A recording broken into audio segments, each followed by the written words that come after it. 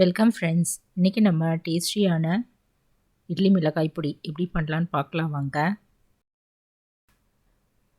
இட்லி தோசைக்கு side dish இல்லாத நேரத்தில் நம்ம இதை போல் மிளகாய் பொடி செஞ்சு வச்சுட்டா நம்ம அவசரத்துக்கு ரொம்ப யூஸ்ஃபுல்லாக இருக்குங்க. இப்போ இந்த ரெசிபி பார்க்குறதுக்கு முன்னாடி என்னோடய சேனலில் சப்ஸ்கிரைப் பண்ணாதவங்க பண்ணிக்கோங்க. பக்கத்தில் கூட இருக்கிற பெல் ஐக்கானையும் கிளிக் பண்ணிக்கோங்க. இது எப்படி பண்ணலான்னு பார்க்கலாம் வாங்க.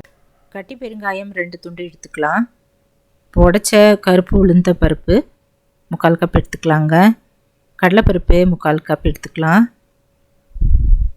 1/2 ஸ்பூன் கருப்பு எள்ளு எடுத்துக்கலாங்க. இப்போ காஞ்ச மிளகாய் நான் ஒரு 12 எடுத்துக்கிட்டேங்க. உங்களுக்கு அதிகம் காரம் தேவைப்பட்டால் இன்னொரு 2 எக்ஸ்ட்ரா ஆட் பண்ணிக்கலாம். இப்போ கருவேப்பிலை நல்லா கழுவிட்டு ஃபேன் கடியில் நல்லா காய வச்சு எடுத்து வச்சுக்கிட்டேங்க. ஒரு பிடி அளவு எடுத்துக்கலாம். இப்போ இதெல்லாம் நம்ம கடாயில் போட்டு வறுத்துக்கலாம். இது ஒன்றா வறுத்துக்கலாம். அடுப்பில் ஒரு கடாய் வச்சுட்டு முதல்ல வெறும் கடாயிலே இந்த எள்ளை போட்டு படப்படன்னு பொரியிற அளவு வறுத்து எடுத்து தட்டில் எடுத்து கொட்டி வச்சுக்கலாங்க. கருக விட்டுற வேண்டாம். அதுக்கு முன்னாடியே நம்ம இதை எடுத்து வச்சுக்கலாம். இப்போது ஒரு ஸ்பூன் ஆயில் ஊற்றிட்டு கட்டி பெருங்காயம் அதனால் செவக்க வறுத்துக்கலாங்க. அதையும் நம்ம தட்டில் எடுத்து வச்சுக்கலாம். இப்போ கொஞ்சம் ஆயில் ஊற்றிட்டு இந்த உடைச்ச கருப்பு உளுந்து போட்டு வறுத்துக்கலாங்க. லைட்டாக செவக்கிற வரைக்கும் வறுத்துக்கலாம். கருக விட்டுற வேண்டாங்க. இப்படி கரண்டிலே கலந்துகிட்டே இருக்கலாம், கிளறி விட்டுட்டே இருக்கலாம்.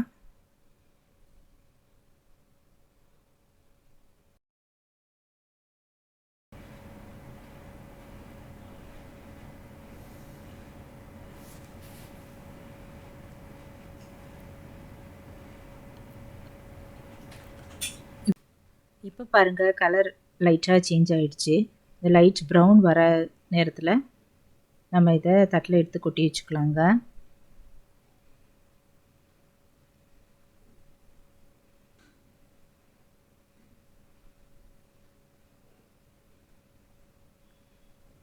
இப்போ கொஞ்சம் ஆயில் ஊற்றிட்டு நம்ம கடலைப்பருப்பு போட்டு அதையும் நல்லா செவக்க வறுத்துக்கலாம். நான் எவ்வளோ கருப்பு உளுந்து எடுத்துக்கிட்டேனோ அதே அளவே கடலைப்பருப்பும் எடுத்துக்கிட்டேங்க.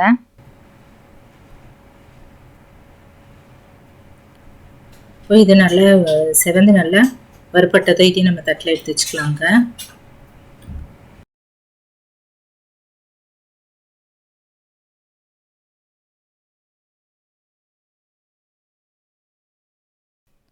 இப்போ கொஞ்சம் ஆயில் ஆட் பண்ணிவிட்டு நம்ம எடுத்து வச்சுருக்கிற காஞ்ச மிளகாய் வறுத்துக்கலாங்க. அதை போட்டுக்கலாம்.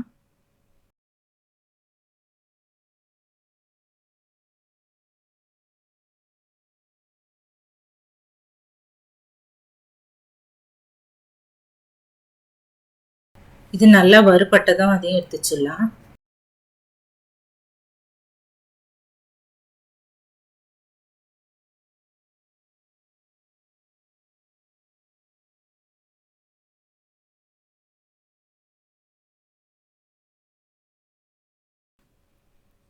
இப்போ கடைசியாக இதே கடாயிலேயே நம்ம கருவேப்பிலை போட்டு வறுத்துக்கலாங்க.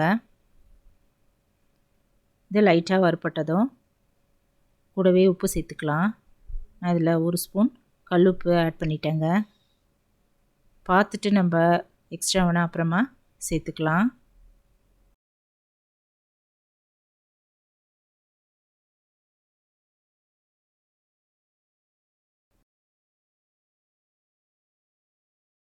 இப்போ வறுத்த எல்லா பொருளுமே நம்ம தட்டில் எடுத்து வச்சுக்கலாங்க. இது நல்லா ஆறட்டும். ஆறின பிறகு மிக்ஸி ஜாரில் போட்டு நைஸாக அரைச்சிக்கலாங்க. இந்த மிளகாய் காம்பெல்லாம் எடுத்துடலாம். இப்போ இது நல்லா ஆறிடுச்சுங்க. இப்போ இது எல்லாத்தையும் நம்ம மிக்ஸி ஜாரில் போட்டு அரைச்சிக்கலாம்.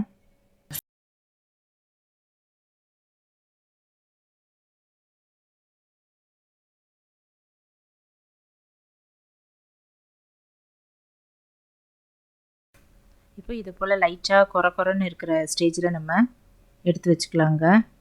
ரொம்ப நைஸாக அரைக்க வேண்டாம். இப்போ சத்தான இட்லி மிளகாய் பொடி தயாராகிடுச்சுங்க. இதில் கருப்பு உளுந்து கருவேப்பிலை எல்லாம் சேர்த்துருக்கிறதால ரொம்ப சத்து கூடங்க.